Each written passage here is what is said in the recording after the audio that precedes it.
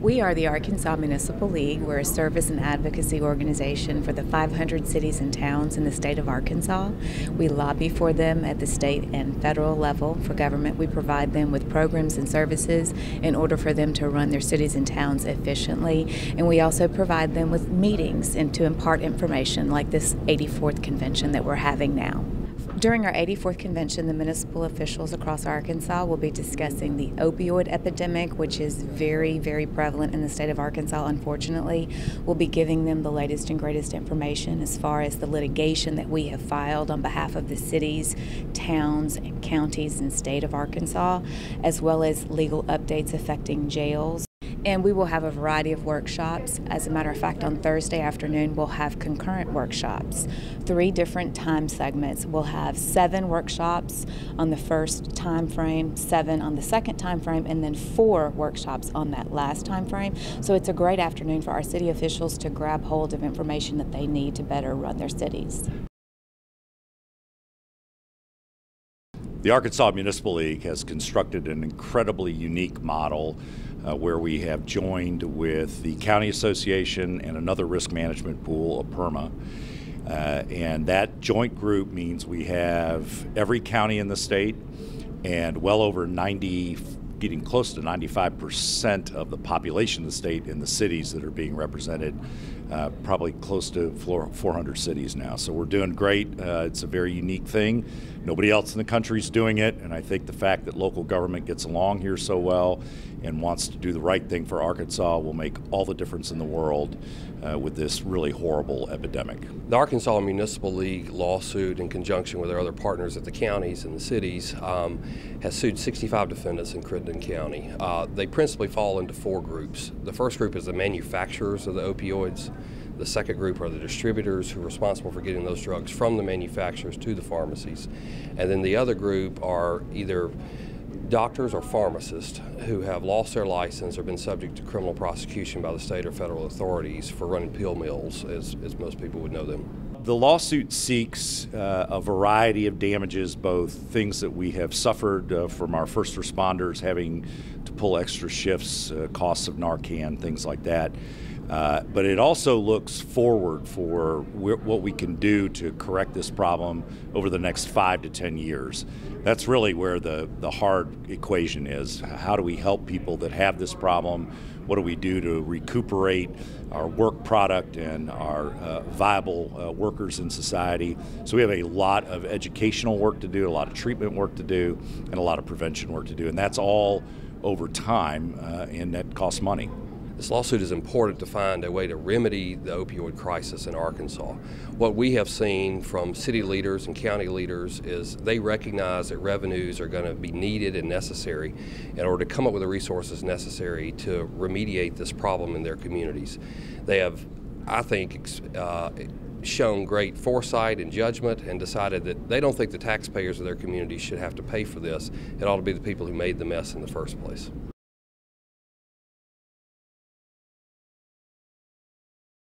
I knew the book definition of addiction. I knew what the book said addiction was. I worked in the field. I still couldn't understand.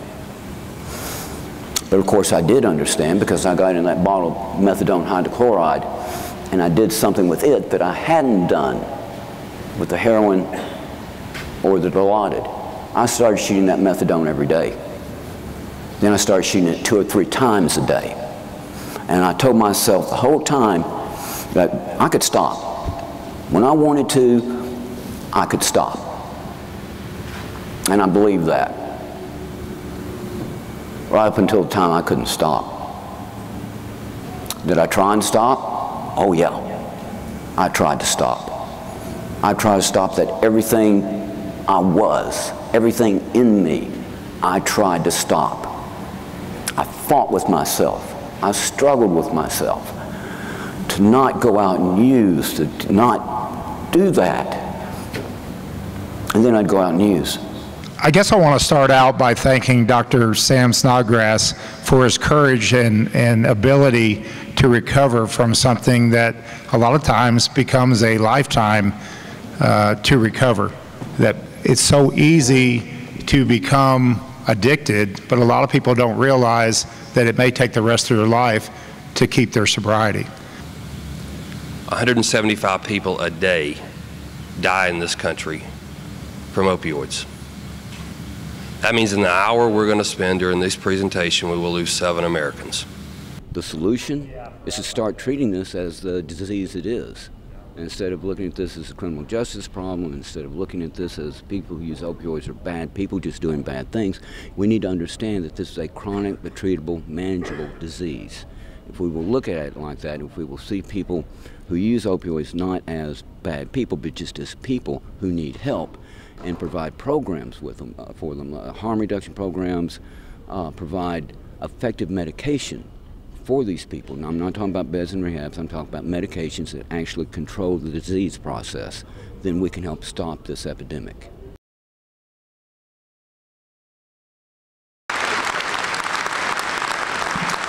Thank you. Thank you, Mayor Sprouse, for your friendship and for your leadership.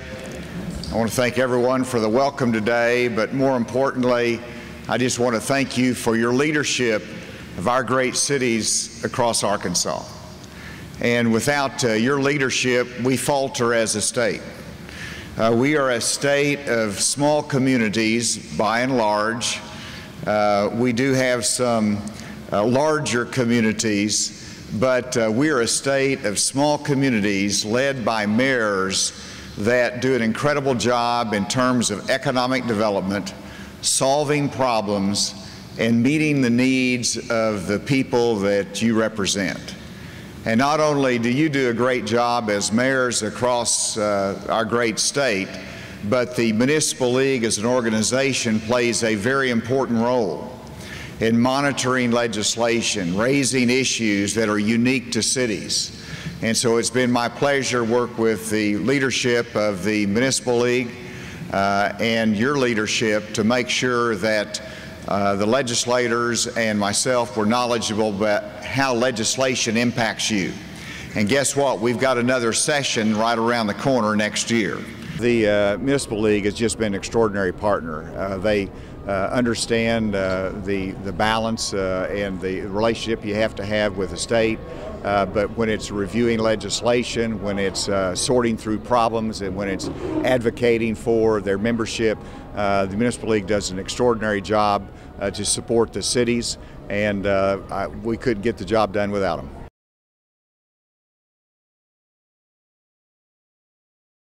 My message here today is that there's a lot of opportunities happening within the workforce right now, but there's also challenges. The future of work is changing the nature of how we work, what we do, who we work with. Technology tools from automation to artificial intelligence are changing how we work. So if you think about something like autonomous vehicles, it's taking away the driver, but at the same time, it's creating an opportunity for us to use vehicles that are much cheaper as we share autonomous vehicles. And it can also get vehicles off the street. And so this is the dichotomy that we're in right now, where work is changing. We don't necessarily know what the new jobs are, but if we deliberately work together with state and federal governments to kind of think about what this might be, there's great opportunities for the future. The first one we looked at was Paducah, Kentucky. It has a population of about 25,000, and it was recently named the UNESCO Creative City. It presents an interesting case of urban renewal on a small scale. As recently as the 1980s, its classic Main Street was mostly vacant. But following $100 million in investment and an artist relocation program, the historic district now generates $200 million in annual tourist revenue. The 1857, which is a 10-room boutique hotel and a historic building, is a testament to the town's reinvention. It's a great example of a diversified economy and really figuring out what you can work with that's best in your community. Next up, we looked at North Adams, Massachusetts, which is a town with a population of about 14,000. The city of North Adams is focused on entrepreneurship and the arts as two key strategies. In February, it placed in the top 3 in the nation Small Business Revolution competition, which provided the winner with $500,000 to support local businesses. And this idea of how we can build entrepreneurship and support local businesses is really key. And at the same time, the Massachusetts Museum of Contemporary Art opened Building 6, a 130,000 square foot expansion of the museum in May, resulting in hundreds of new jobs. The final city we looked at was Richmond, Virginia, which is about the size of Little Rock. We've highlighted their strategies in our upcoming report. I'd like to spotlight a program called Plugged In Virginia. Plugged In Virginia is a career pathway partnership with the Department of Education that prepares traditional and non-traditional students with adult education programs and supplemental support. Private partnerships with businesses give student internships, shadowing, and interview experiences. All those things that you need to get that fresh start, that good start going. Additionally, access to placement makes Plugged In Virginia valuable to its 10 community college partners, and it focuses on top growth occupations in the region. Experts have called it an avenue out of poverty for at-risk adult learners. And in many ways, it's not as much about job retraining as job rethinking. And I want to say that again, it's not job retraining, it's job rethinking. That's what we all can do together. And finding ways to transfer skill sets from jobs that are highly automatable to jobs that have low automatability.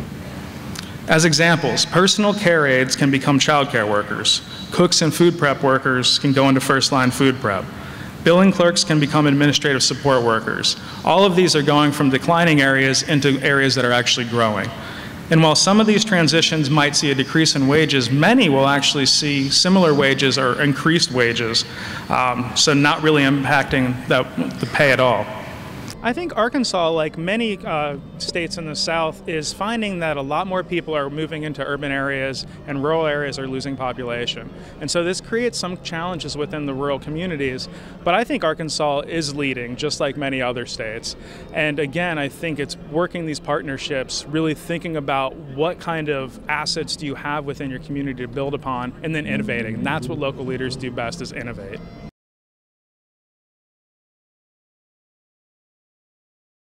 The Arkansas Municipal League has been a tremendous benefit to me as an elected official.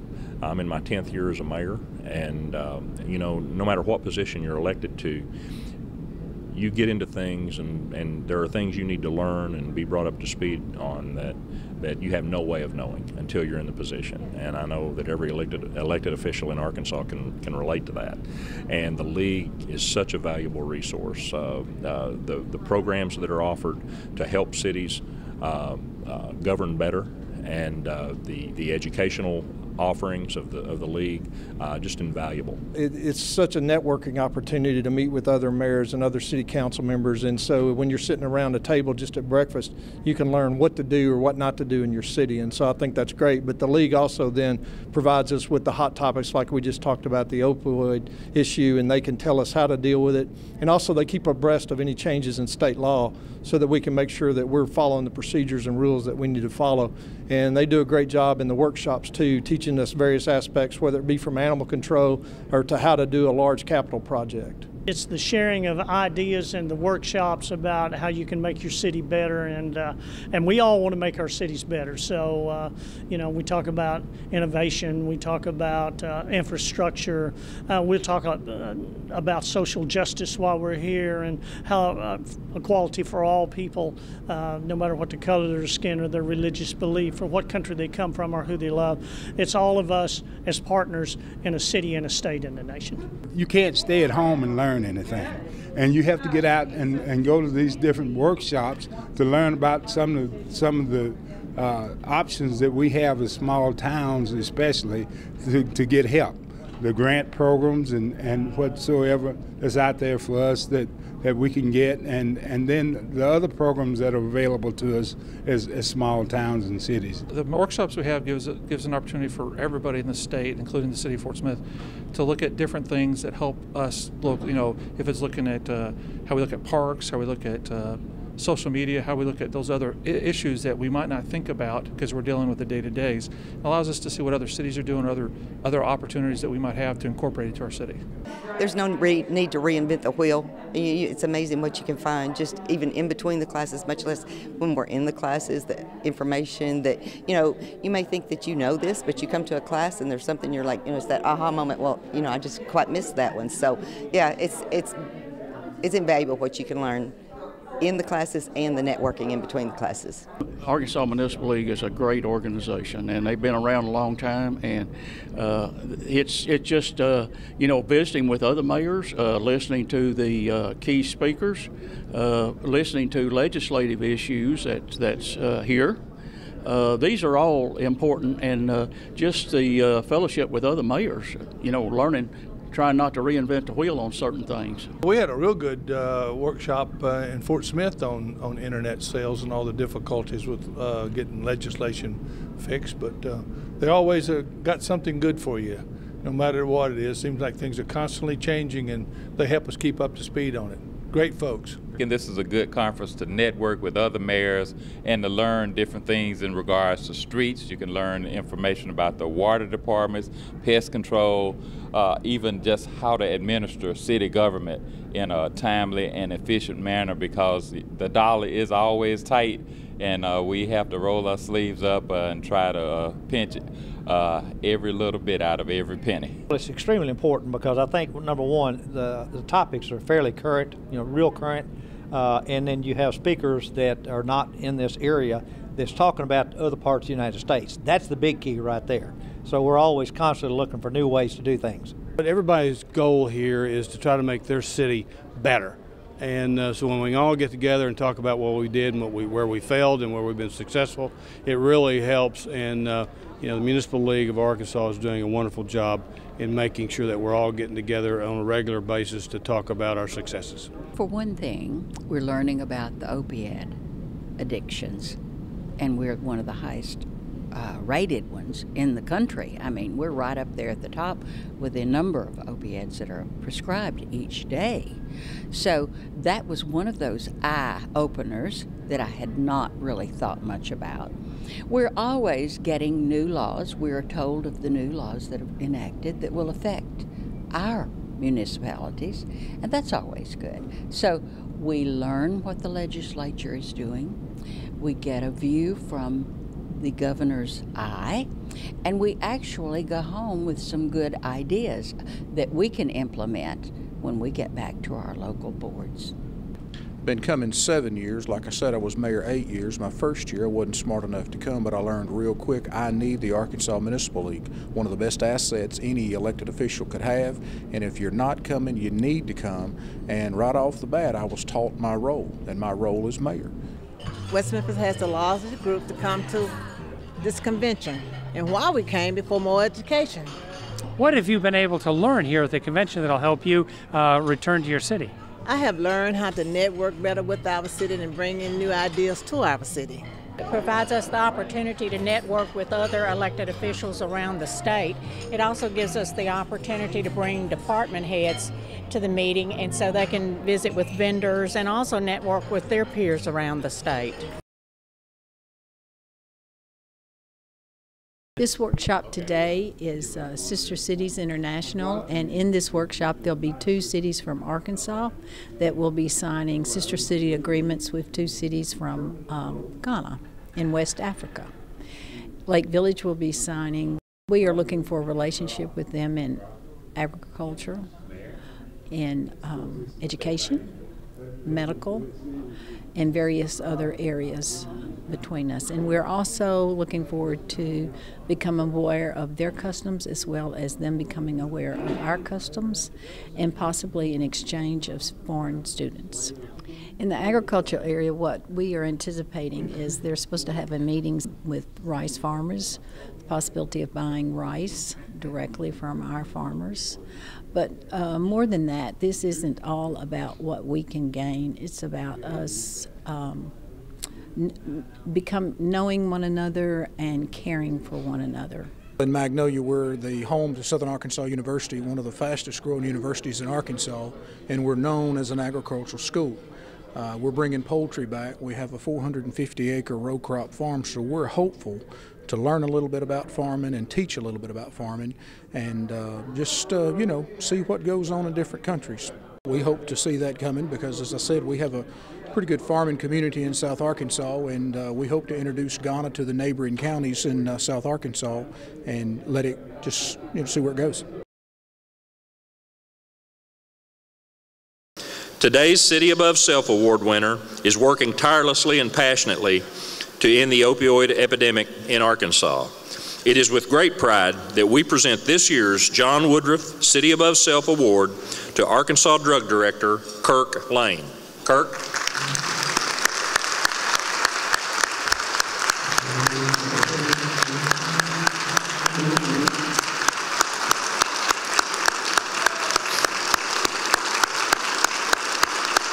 Overwhelming. I'm kind of speechless a little bit about the award. You know, I'm so proud to partner with the Municipal League and the cities and the counties on this effort. And that's part of my mission, and what I'm tasked to do is build collaborative partners. So receiving this award and having this honor goes without saying. He is the very reason we will now have an Arkansas judge and jury decide what damages are awarded relating to the Arkansas opioid epidemic. He has been an integral part of our full-out charge against the opioid industry, and we, the Arkansas Municipal League, thank him for his outstanding efforts. Our Person of the Year goes to Scott Ellington. Prosecutor Ellington, please come forward and receive a token of our appreciation.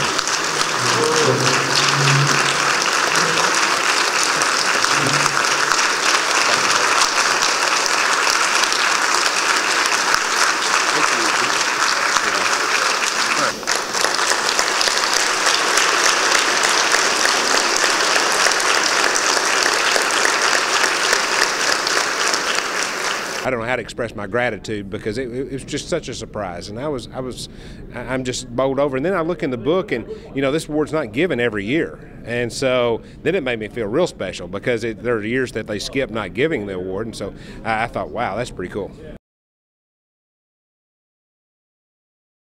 Jerry Van Hoos, my predecessor in the city of Springdale, and his first thing he did after I was elected was load me in his car and bring me down here to meet with Don Zimmerman. And that was the beginning of my involvement in the Arkansas Municipal League. Don's leadership and wisdom is evident, even as I work with the staff and as you and I see the staff that he has assembled and the great work they do. I want to thank the city of Springdale and my staff and my city council who have made it possible for me to spend a little extra time in order to serve this year's president. All right, it's time to introduce our new slate of officers. I first want to thank and recognize the selection committee. They have again done an outstanding job, and we're excited about our new slate of officers and what the next year holds.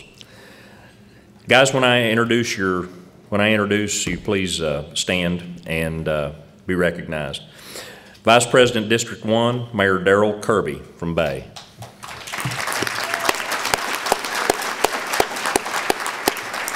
Vice President District 2, Mayor Alan Lipsmeyer, Monticello.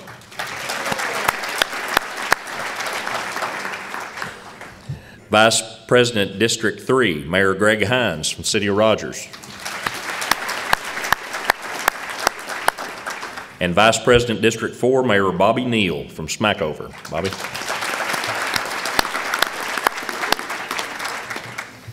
And First Vice President, Mayor Harold Perrin from Jonesboro. Harold.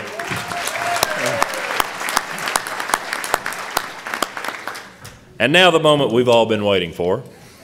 We get to hear from our new president. And it is my honor and privilege for the first time to introduce Mayor Joe Smith of North Little Rock as your new AML president. Please welcome Joe.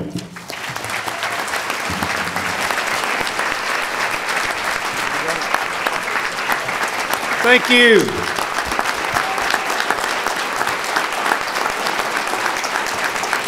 There is value to our political process that comes with a diversity of ideas and perspectives provided by different generations of our citizens. Diversity of ideas. Okay, when you sit around our city council, you know, I think 5 of our 8 are retired. You know, we need a diversity of ideas, and probably you do too with your city council level. The continuity of our fundamental political values and processes is critical to the stability and growth of our community. It's critical. We are not doing what we need to do to bring the younger generation on. The continuity can only be secured by allowing and encouraging the younger generation of adults in our community to become engaged in the mechanics of all of our municipal government. All of our municipal government, okay? If you continue to do the things like they've always been done, say, well, we've always done that. We've always done that. If you don't bring diversity of ideas in, you're going to start backing up. Your city is going to start backing up when you try to manage and rule your policies with a bunch of 70-year-olds. There's no doubt, and it was evidenced today, that when I ask everybody at a certain age to sit down or stand up, and we realize that we're trying to govern all of our cities with the older generation. And if we have to have the diversity of ideas of a younger generation involved in our planning and in our futures of all of our cities. We have a great legislative session. We've got a lot of resolutions that we hope that we're going to go out on the Capitol and work with our legislators, and a lot of that really will help all of our cities, regardless of the size of the city. So if we have a great session, and I think we will, under the leadership of our new president, we'll have a great year. The league means everything to me. I have called the league several times. I can say more than several, and they've always been there. They save cities money. They give cities great advice. You could not have asked for a better league than what we have now here in the state of Arkansas. The league is a great networking organization to learn what other towns are going through, the different organizations that we're members of, health benefits, property, those things save us a ton of money, and that helps us in our community. I think the message that really resonated today from our incoming president was the necessity to involve the younger generation and continue to inspire leadership for the future. And so I intend to help in that endeavor as much as I can during the term in this office. And I also plan in this next legislative session to assist the league in any way possible to continue to ensure that we enact good laws in Arkansas and that we correct unintended consequences of bad legislation. The league means that I can rely on them for guidance in conducting our city business and city operations. I can rely on them and get the information that I need. The 84th Arkansas Municipal League Convention has been a tremendous success. We have covered a wide range of topics. Our municipal officials have been incredibly excited throughout this time. They're going home armed with the latest and greatest information so they can best do their jobs, and we wish them safe travels. If people are interested more in the Arkansas Municipal League, I would encourage them to visit our website, arml.org. We also have a social media presence on the main platforms like Facebook, Twitter, YouTube, and so forth.